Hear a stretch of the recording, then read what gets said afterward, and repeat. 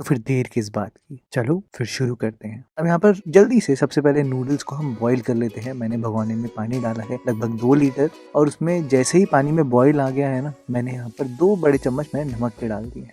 नमक थोड़ा ज़्यादा ही रखना क्योंकि पानी भी बहुत ज़्यादा है। मैंने यहाँ पर लगभग 300 ग्राम नूडल्स का इस्तेमाल किया है।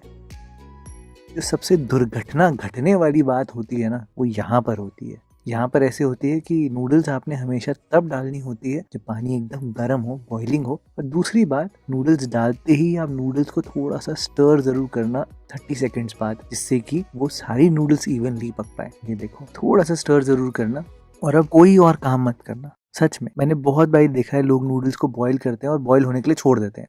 क्या होता है, वो ओवर बॉईल हो जाती है दोस्तों। हमें नूडल्स को 80% तक पकाना है, पूरा नहीं पकाना, हल्का सा कच्चा ही रखना है। ये देखो आप, एक स्नैप होना चाहिए नूडल्स में, क्योंकि नूडल्स में भी कैरी ओवर कुकिंग बहुत होती है, वो पकती रहती है। अगर हम ओवर पका देंगे तो वो बहुत स्टार्ची हो जाएंगी और एकदम चिपकी चिपकी सी बनेंगी, आपको बिल्कुल पसंद नहीं आएगी। तो नज़र रखना, मुश्किल से 3-4 मिनट होंगे या जो भी आपके पैकेट में लिखा होगा। अब फटाफट से आप चेक करना और फिर इसको स्ट्रेन कर लेना नूडल्स को।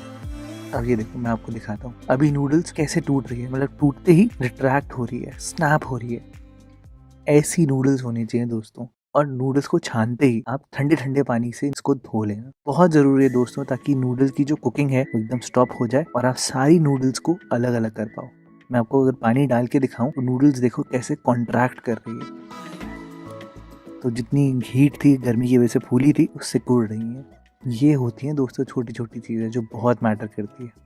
तभी मैंने आपको बोला कि नज़रें वहीं पर गाड़ के रखना। अच्छा, फटाफट से क्या करना है आपने कि नूडल्स को आप धोने के बाद अलग अलग कर लेना और इसको एक बड़ी सी प्लेट में, एकदम खुले बर्तन में, परात में, थाली में ट्रांसफर करना और इसको थोड़ा सा ठंडा होने के लिए छोड़ देना, थोड़ा सा सूखने के लिए छोड़ देना। अभी इतना पानी है, अगर आप यहाँ पर तेल मिला दोगे ना तो फिर क्या होगा कि सही से तेल लग नहीं पाएगा। ये देखो, मैं आपको निचोड़ के दिखाता हूँ, इतना पानी है दोस्तों नूडल्स में।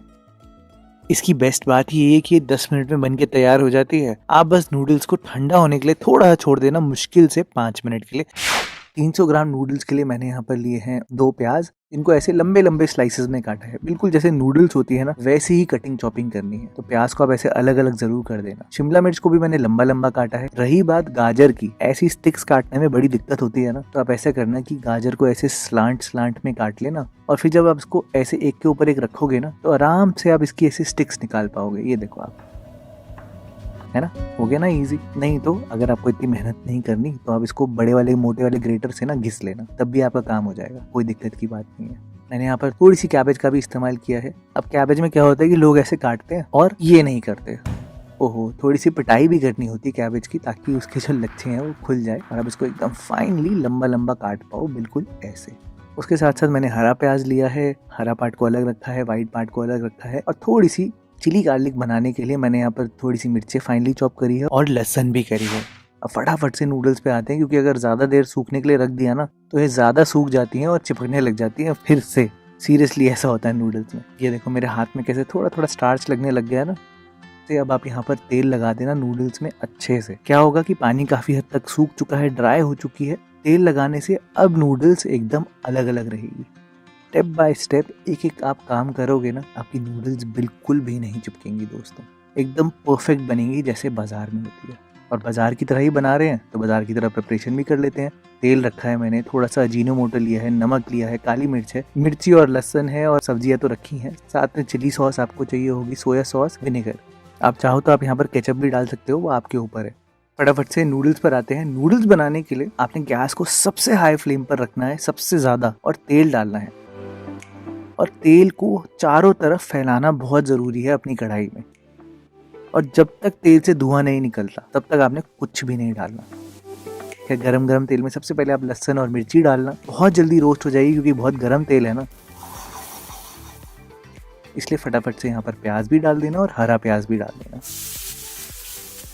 मुश्किल से आपने 60 सेकंड्स तक रोस्ट करना है, बस 60 सेकंड से ज़्यादा नहीं। फिर आप बाकी सारी सब्जी डाल देना, शिमला मिर्च, गाजर और पत्ता गोभी, ये सारी डाल देना। और अब आता है असली काम रोस्टिंग का। यहाँ पर आपने सब्जियों को थोड़ा रोस्ट करना है, एग्जैक्टली मैं सच बोलूँ तो 90 सेकेंड्स तक, 90 सेकेंड्स टू 2 मिनट्स में आराम से रोस्ट हो जाती है सब्जी। आप कोई भी कढ़ाई ले लो उसमें भी हो जाएंगी। हाँ, लेकिन बस हाई फ्लेम होनी चाहिए। और मैं ऐसा इसलिए कह रहा हूँ क्योंकि जो नेक्स्ट स्टेप है ना, उसमें आप टाइम लगाने वाले हो। तो आप क्या करना, सब्जियों को रोस्ट कर लेना, उनको नीचे रखना, वो बैठ जाएंगी सारी। फिर आप डालना गरम गरम गैस पे हाई फ्लेम पर नूडल्स डाल देना, और इसको मिलाना नहीं, अभी घबराना नहीं, नीचे सारी सब्जियां पकी रही हैं। आप फटाफट से यहाँ पर सॉसेस डाल देना। कि मैंने ज़्यादा डार्क सोया सॉस यूज़ करी है, रेड चिली सॉस यूज़ करी है, साथ में नमक, अजीनोमोटो अगर आप डालना चाहते हो, और काली मिर्च, ये सब यहाँ पर डाल देना और इसको अच्छे से मिला देना।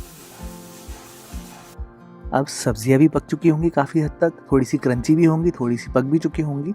और अब आपने बेसिकली स्टर करना है नूडल्स के साथ, दैट्स इट। अच्छा, और अगर आपको मिलाने में दिक्कत है तो कोई दिक्कत नहीं है दोस्तों, आप ऐसे जो चिमटा होता है उसकी भी हेल्प कर सकते हो और आपका काम बढ़िया हो जाएगा। बस दोस्तों देखो, बिल्कुल स्ट्रीट स्टाइल नूडल्स बनके बिल्कुल तैयार है। थोड़ी सी ऑयली है, थोड़ी सी स्मोकी है, और वो इसलिए है क्योंकि हमने एकदम हाई फ्लेम पर गरम गरम तेल में बनाया है।